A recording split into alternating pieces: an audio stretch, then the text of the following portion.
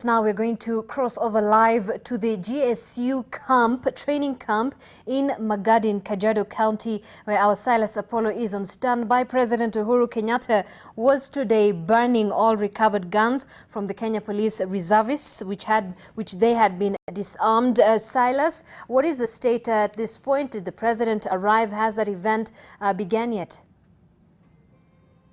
As you've said it, we're here in Kajiado County. The sun a bit scorching, of course, right here, quite different from Nairobi, which is a bit chilled out right now. Of course, what is expected to happen today is President Uhuru Kenyatta will be arriving here a few minutes from now. Of course, we're told that his entourage is, of course, on the way. He'll be arriving here to burn, of course, destroy some of the firearms. Some of these firearms, we informed that have been acquired illegally in the country, and of course, they were confiscated by the Firearms Licensing Board. There's also the issue of the obsolete firearms, which are collected from around the country, which is also supposed to be banned today. And of course, the most notable thing, of course, today is the fact that you remember the new Firearms Licensing Board, which was constituted by the president.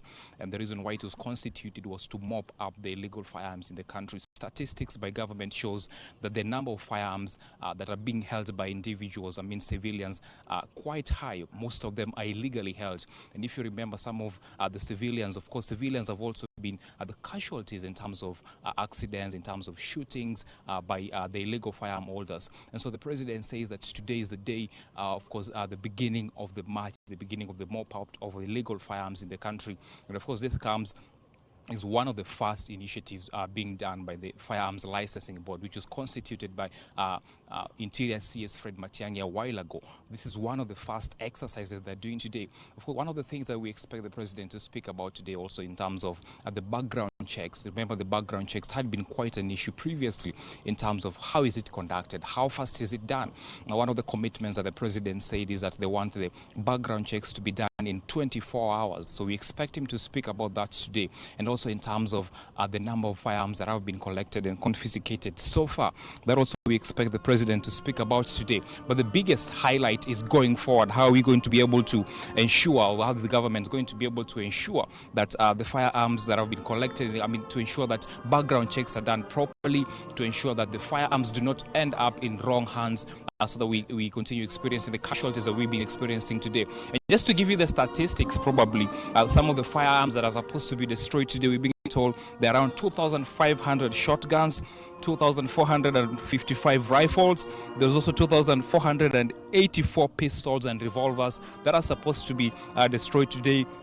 We have also 920 human killers, 269 air guns, 115 assorted parts, and 366,156 rounds of ammunition in different calibers. So those are some of the things that the president expected to destroy today and lead the exercise. So we're expecting the president, we told that he'll be arriving here in a short while. And so once he arrives, will be, of course, the program will commence. A number of speeches are supposed to be made today. Interior CS Fred Matiang'i is one of the keynote speakers who are going to be giving his keynote speak today. Of course, the chairman of the Firearm Licensing Board is also expected to give a keynote speech today.